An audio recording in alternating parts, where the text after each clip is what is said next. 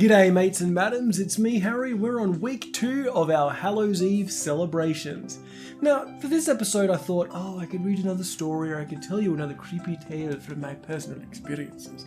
But I thought, and as the car goes past outside the house, which you definitely can hear because I've got the setup of a mid-2000s skater filmographer. Now let's get on to this with our extremely high level of quality. Huzzah! Now, I was originally going to choose some sort of a story or maybe a story from my personal life for this episode, but I thought, you know what? I'm going to give you guys a review of sorts, and I thought I'm going to review my favourite horror film. One of the best horror films ever with one of the best protagonists ever. But then I realised, you know what? People enjoy pain.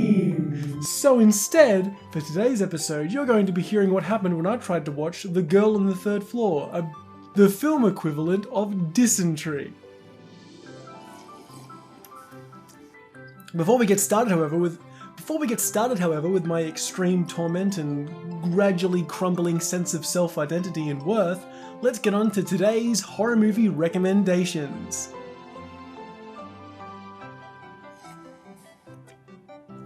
This episode of the Hallows Eve celebration is brought to you by this, my lovely skelly poopy spooper mug from Coles.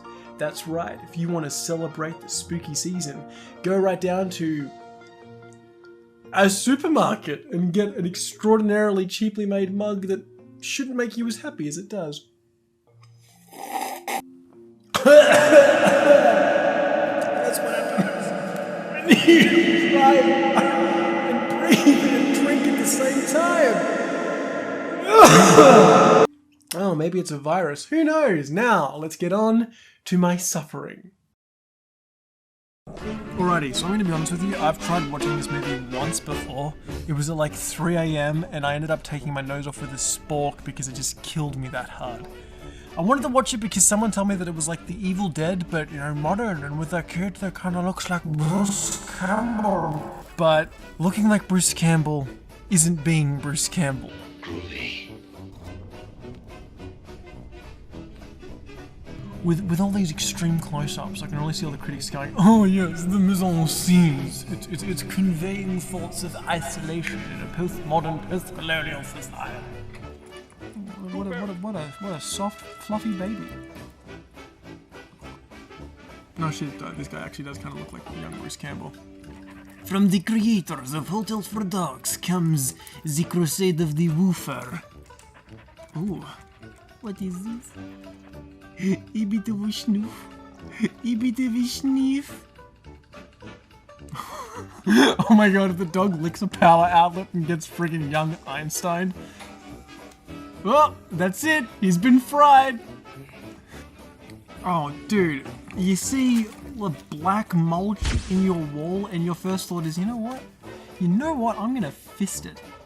Right, so Doggo didn't get zappy-zoodled, but he's just staring into the Lovecraftian abyss.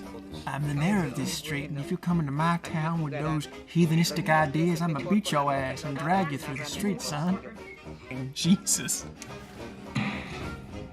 You watch, he's gonna find the Marauder's map. He's gonna get his way to the Chamber of Secrets.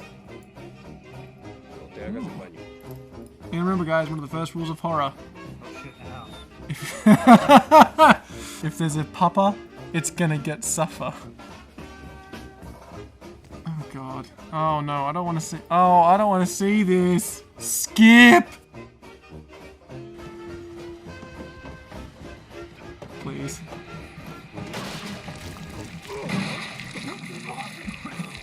See, if you wanted to go next level on the Bruce Campbell impression, you need to have your mouth open when the fluids went in. Shame. I've got the acting ability of a Skyrim NPC. Sure, no problem. See you around. See you around? Do you get to the Cloud District very often? What am I saying? What am I saying? Of course you don't. Of course you don't. I'll have you know that there's no pussy. And there's the remains of his GYGs. I have the strongest impression this guy doesn't know what he's like. I get the feeling this is that one guy that everyone knows that just tells everybody else that he's really good at one specific thing. but everyone knows that no one's ever seen him do it, and they're just certain he's full of shit to try and impress whomever he's speaking to. So he's kind of like me with writing. Hi, I'm the creepy woman that lives in your house. ¿Todavía fumas? Estás mostrando. ¿Hay algo más para mostrarme? Dad, what are you doing? What are you doing? You got a baby on the way. I am the woofer of honor and respect. Yeah, this woofer is the best character in this movie. Like, if it was a D&D, he'd be like a lawful good paladin. I'm sorry, all the badass music happens over shots of the doggo, so I'm just imagining the doggo as like the most extreme character in this movie. Hail to the schmacko, baby. Oh yeah, the look of shame. How dare you? I'm judging you. I'm sorry. Did you knock, then walk away? Wait, is it, you walked up the stairs, got past the fence, knocked, walked back down, and waited in front. Oh, I was wrong. The real villain of this movie is procrastination. Genial. ¿Te ayudo? It's an allegory for your Year 12 exams. And there's a possum on my roof. Because of course there is. Why wouldn't there be? Isn't there a possum on your roof? I don't mean in the movie, I mean there's literally a possum on my roof. Just like Grendel's mother, I have broken in to steal your sausage. Okay, you watch, they're gonna pull the American Horror Story Shining thing, where they're gonna make out with a beautiful woman and then she's gonna turn into some raggedy old hag thing. Yep, raggedy old hag bitch. And you have given me her seed. Okay. Okay, no, dude, oh my god. I feel like I'm watching Friday the 13th again. Okay. This is so clearly telegraphed. Oh, okay, you know, you've earned death. You deserve to die. He's not actually an idiot. He's a Crusader, go forth, brother, and fear not pain or death. Si te interesa, está en la cocina. Most of all, I'm sorry for threatening you. No, you're not in the wrong. She's not in the wrong because she killed your dog. You shouldn't be apologizing. You should be decking her. Oh, and it's a bait and switch. I'm gonna kill you, bitch. Ooh, KO! Winner! Perfect!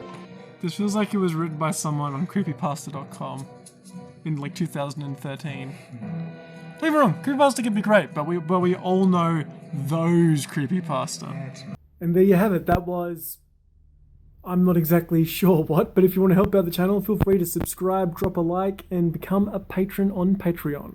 All relevant links will be in the description. G'day guys, I hope you enjoyed that story and thank you so much for giving it a listen. Remember, if you want some more scary stories, you can go to the Scary Stories for Late Nights playlist.